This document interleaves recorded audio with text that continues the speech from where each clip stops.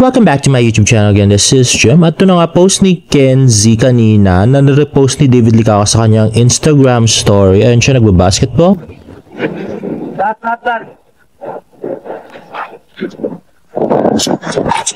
Oh, grabe. Grabe, ang laki talaga ng biceps niya, no? Nakakainis. Tsaka ang tangkad. Napaka-perfect niya talaga. Anyway, next naman ay si Miss Barbie Fortesa. At ito naman, post ni Johaima Pascual. Wow ha, talagang may ship pa kayo ng Choiby ha. Mamaya naman kayo sa mga Barda fans. Mahiya naman kayo sa Barda fans. Series lang po yan, wag papapekto sa'yo. Pa rin kami ni Uncle. Sa'yo pa rin bibi mo.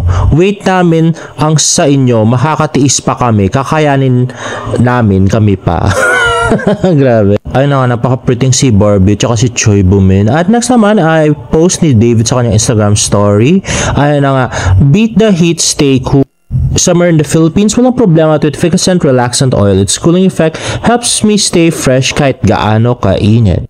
Ayun na nga, efficacent oil at ang napaka-cute na si David. At yun yung suot niya sa Balesin nung January, di ba?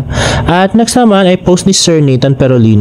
Actually, doon sa previous post niya, na hindi ko nakuha yung picture nung post niya sa Instagram story, sabi niya, nakabakasyon na siya until until the end of the month. Bali next month pa siya babalik kasi wala namang project CD, di ba? Nakakainis. At next ay post ni Miss Rupa Gutierrez. Ayan na nga. Ito yung mga kaganapan doon sa parang nag-party sila after nung StoryCon. Ayan na nga si Miss Kailin at si Choi Bumin. Ayan, nagkanta yata sila. Sana may video to, no? Sayang hindi nilabas. Ayan, si Miss Kailin Alcantara. At yan, si Barbie yata ay kumanta din. Ay, wow. Sana makikita natin.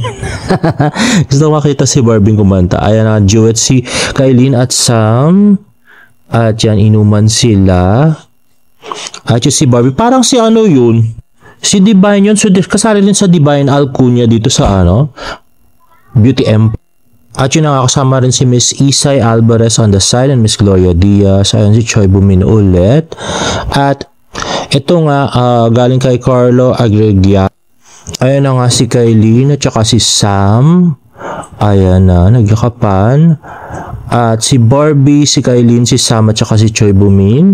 Barbie and ayan si Chai for na share si Barbie. Ayan si Choi Bumin, Barbie and Sam. At ito tataka. Ito yung parang manager dun sa Universal Records. Ba't siya nandyan? Hindi kayang kanta ni David ay original soundtrack nitong Beauty Empire, di ba? So si David pa yung kakanta nung song. Ay wow, excited tayo. At yan, but will love conquer the hardest hearts? At yan, kasama pa si Miss Rufa Gutierrez. At ito naman, post ng David's Advocate, the very handsome David Licao. At next ay post ng David Troops. It was the end of a decade but a start of an age. We officially kick off David Troops' 10th anniversary with the Samahan ng Makasalanan block screening. Here are some of the moments with all of you, most especially with David Licao. Long live the memories we made. Makasalanang block screening. Let's watch this. Ayan na nga yung mga photo cards. At yan yung tarpaulin. Ayan registration. Ayan yung mga giveaways. At ayan na nga yung pagdating ni Kenzie at saka ni David. Yan si Tita Eden. At yan yung 24 oras interview yata niya. Sky Garden. At yan na nga pagdating ni David.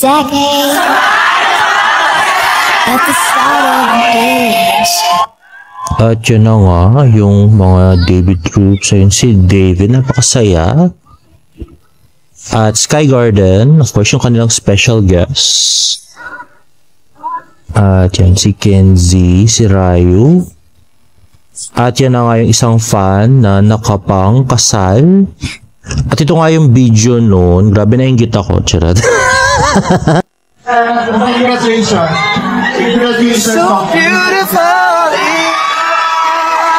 Okay, so as long as I love you,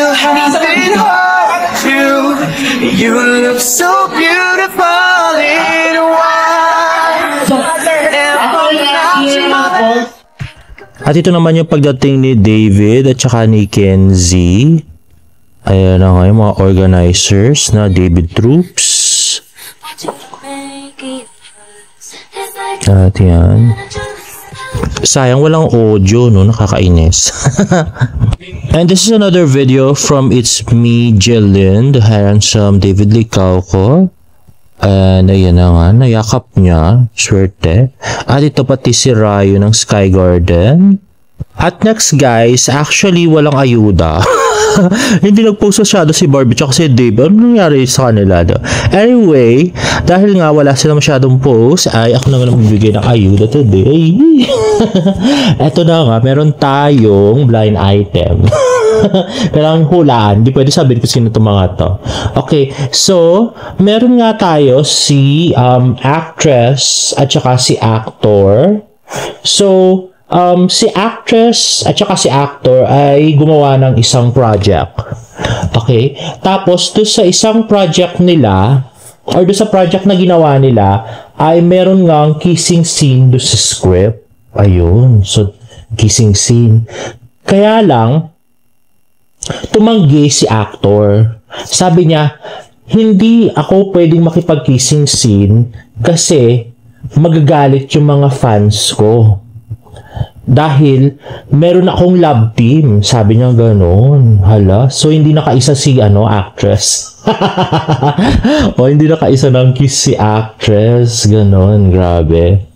Tapos, humirot pa raw si actor. Sabi niya, hindi ko pa nga nakiss yung ka-love team ko. Tapos, makikipag-kiss na ako doon sa actress. Di nagalit yung mga fans namin. Sabi niya gano'n daw.